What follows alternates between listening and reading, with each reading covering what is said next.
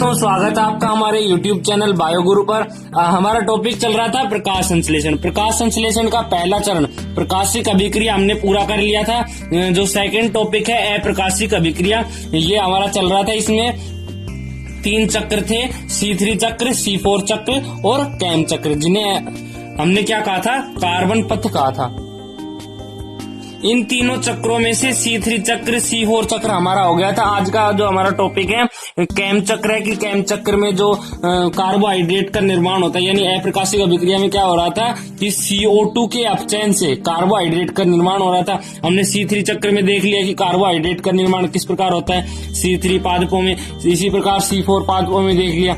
आज हम देखेंगे जो कैम पादप होते हैं, यानी जिनमें जल की हानि होती है, यानी मरुद्भिद और शुष्कोद्भिद पादप होते हैं जिनमें जल की कमी होती है, उन पादपों में कार्बोहाइड्रेट का निर्माण किस प्रकार होता है। तो आज का हमारा टॉपिक है कैम चक्र।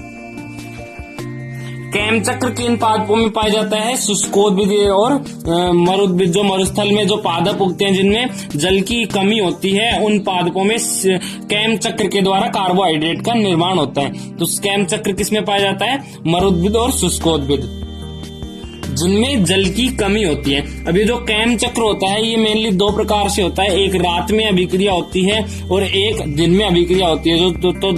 जो दोनों अभिक्रियाएं हैं, यानी रात की अभिक्रिया और दिन की अभिक्रिया, यदि हम उन दोनों को मिला दे तो कैम चक्र का निर्माण हो जाएगा। एक कैम चक्र का निर्माण हो जाएगा और कार्बोहाइड्रेट का, यानी ग्लूकोज या पादप के जो भोजन होता है शर्करा, उसका निर्माण हो जाएगा। इसमें जो रात वाली अभिक्रिया होती है, जो रात को अभिक्रिया होती है अंधेरे में, उसमें कार्बन डाइऑक्साइड का अपचयन होता है, कार्बन डाइऑक्साइड का स्थिरीकरण होता है, और कार्बोहाइड्रेट जो है वो अम्ल में बदल जाता है। इसलिए इसे कैम चक्र को हम डार्क कार्बन डाइऑक्साइड फिक्सेशन और डार्क एसिड फिक्सेशन कहते हैं। क्यों कहते हैं, क्योंकि जो कैम चक्र होता है, जो रात की अभिक्रिया होती है, उसमें कार्बन डाइऑक्साइड होता है, वो स्थिरीकरण हो जाता है। उसका जो कार्बन डाइऑक्साइड है वो अम्ल में बदल जाता है, तो कार्बन डाइऑक्साइड का स्थिरीकरण होता है। तो इसे हम क्या कहते हैं, डार्क कार्बन डाइऑक्साइड फिक्सेशन। अब ये जो कार्बन डाइऑक्साइड किस में बदलता है, एसिड में, रात वाली अभिक्रिया में एसिड में बदलता है। तो इसलिए इसे कैम चक्र को क्या कहते हैं, dark acid fixation. Dark acid fixation क्यों कहते हैं, क्योंकि जो कार्बन डाइऑक्साइड होता है उसका फिक्सेशन होता है, वो फिक्सेशन किस में होता है, एसिड में बदल जाता है। कार्बन डाइऑक्साइड एसिड में बदल जाता है, इसलिए इसे डार्क एसिड फिक्सेशन कहते हैं। CAM चक्र की फुल फॉर्म क्या होगी, क्रेसुलेशियन अम्ल उपचायक चक्र, यानी क्रूसिफेलियन एसिडिक मेटाबॉलिज्म। अब इसे क्रूसिलेशियन एसिडिक मेटाबॉलिज्म क्यों कहते हैं, ये C से हो गया, क्रूसिलेशियन A से एसिडिक, M से मेटाबॉलिज्म।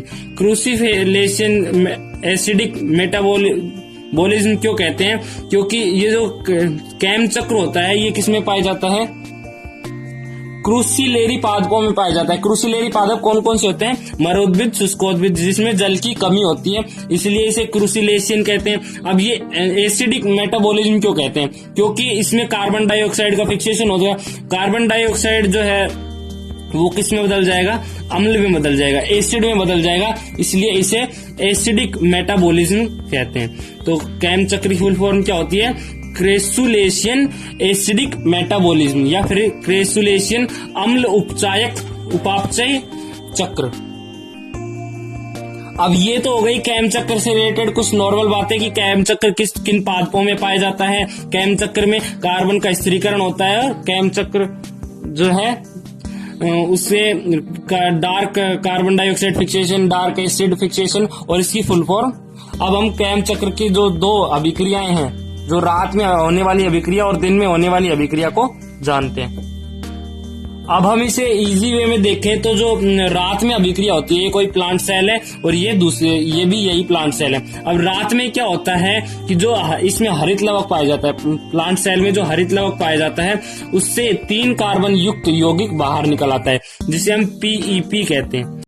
ये हम आगे देखेंगे पीईपी कैसे कहते हैं। और ये हमने C4 चक्र में भी देखा था कि जो पीईपी यौगिक किसे कहते हैं। अब ये जो 3 कार्बन युक्त जो अणु है वो हरित लवक से बाहर आ जाएगा।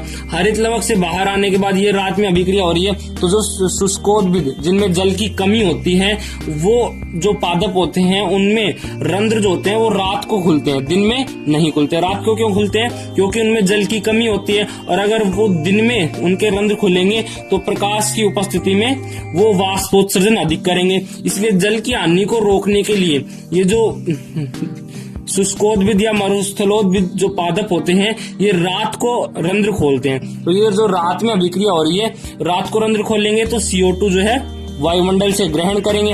अब ये 3 कार्बन युक्त अणु है, और कार्बन डाइऑक्साइड में कार्बन एक कार्बन। अब इसका एक अणु और इसका एक अणु, इसके एक अणु में 3 कार्बन, इसके एक अणु में 4 कार्बन, ये दोनों आपस में जुड़कर एक अणु का निर्माण कर लेंगे,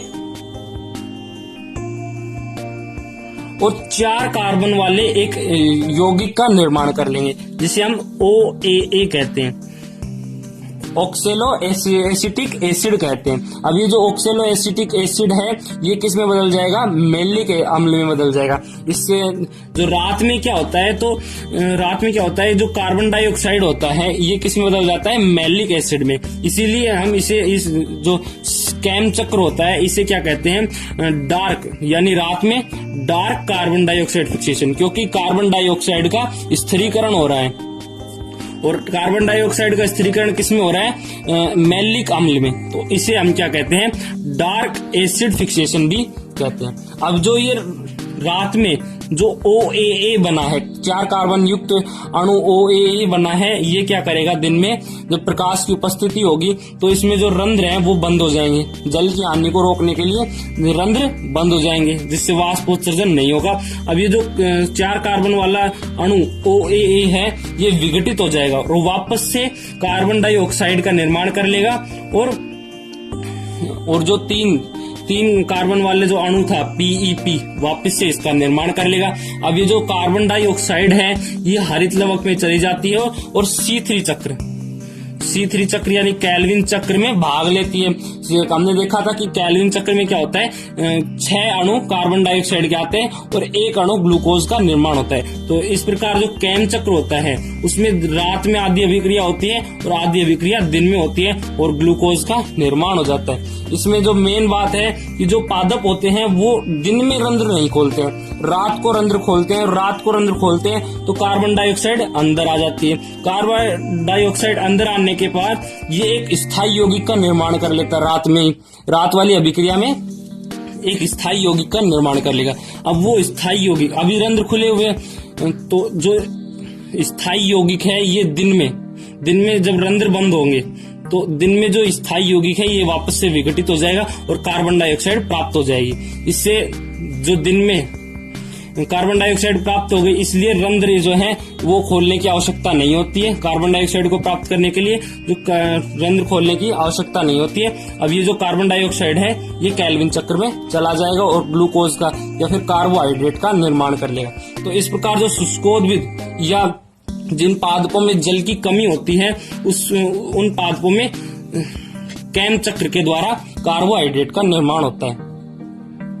तो अब हम इसे विस्तार से जान लेते हैं कि जो रात में जो CAM चक्र किस प्रकार चलता है। तो रात में क्या होता है, स्टोमेटा ओपन होते हैं, यानी रंध्र खुले हुए होते हैं, जिनसे कार्बन डाइऑक्साइड अंदर आ जाती है। ये जो कार्बन डाइऑक्साइड अंदर आती है, ये अंदर आने के बाद HCO3 माइनस आयन के रूप में परिवर्तित हो जाती है। अब ये जो आयन परिवर्तित हो जाता है, अब जो हरित लवक होता है, पादप कोशिका में जो हरित लवक होता है उसमें स्टार्च या ग्लूकोज पहले से संचित होता है कुछ मात्रा में। अब वो संचित होता है वो शुगर में बदल जाता है। अब ये जो शुगर होती है वो PEP का निर्माण कर लेती है। PEP क्या होती है? Phosphoenol pyruvic acid, phosphoenol pyruvic acid होती है।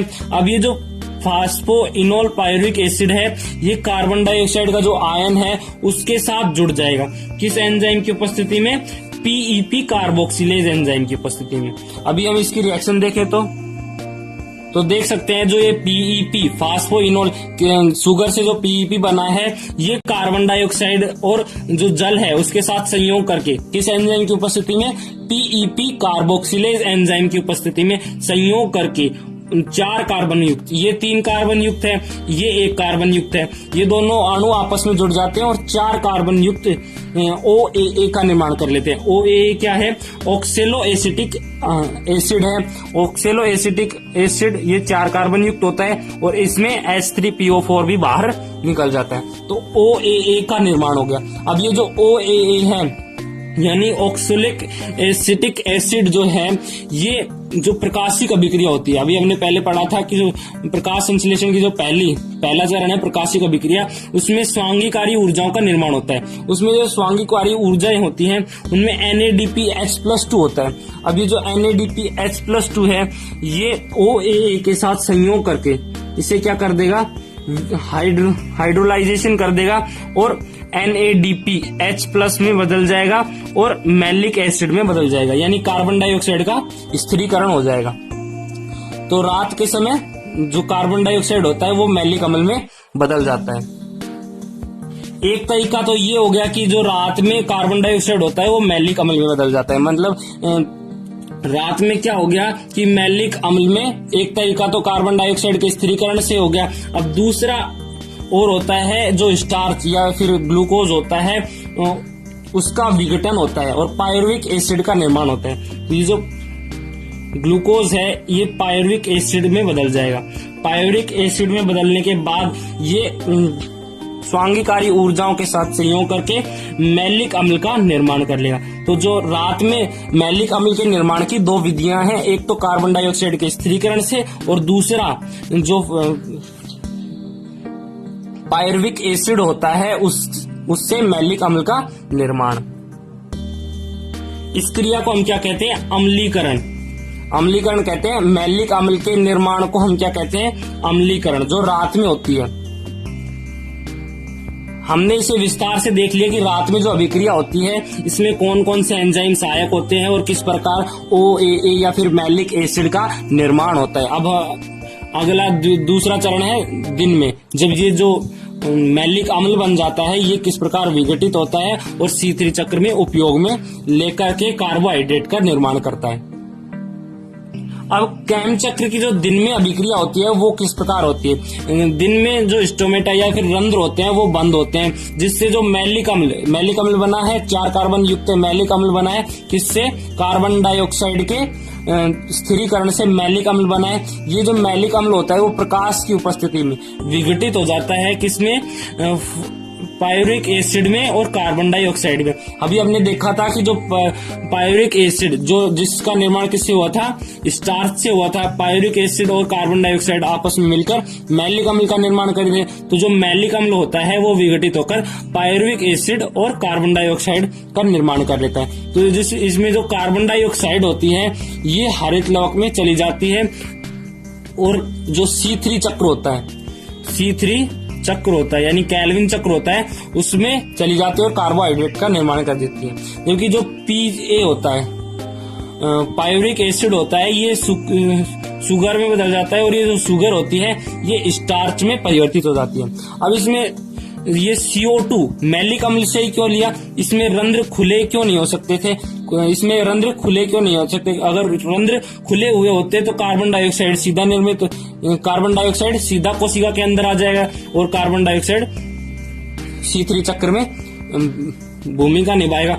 इसमें स्टोमेटा क्लोज क्यों होते हैं, दिन के समय स्टोमेटा क्लोज क्यों होते हैं, क्योंकि अगर स्टोमेटा दिन के समय खुले हुए होंगे, क्यों खुले हुए होंगे, कार्बन डाइऑक्साइड को प्राप्त करने के लिए खुले हुए होंगे, तो उनसे वाष्प के रूप में जल की हानि होगी, वाष्प के रूप में जल की हानि होगी और इनमें जो मरुद्भिद पादप होते हैं इनमें पहले से ही जल की कमी होती है, इसलिए ये जो दिन के समय रंध्र बंद रखते हैं। अब ये जो दिन के समय रंध्र बंद रखेंगे तो कार्बन डाइऑक्साइड कहाँ से प्राप्त होगा, इसीलिए ये जो रात को रंध्र खोलते हैं और कार्बन डाइऑक्साइड का स्थिरीकरण करते हैं। अब जो कार्बन डाइऑक्साइड का स्थिरीकरण करके जो मैलिक अम्ल बना है इससे दिन में कार्बन डाइऑक्साइड प्राप्त कर लेते हैं और केल्विन चक्र में ये कार्बन डाइऑक्साइड चला जाता है। इस क्रिया को हम क्या कहते हैं, विअम्लीकरण।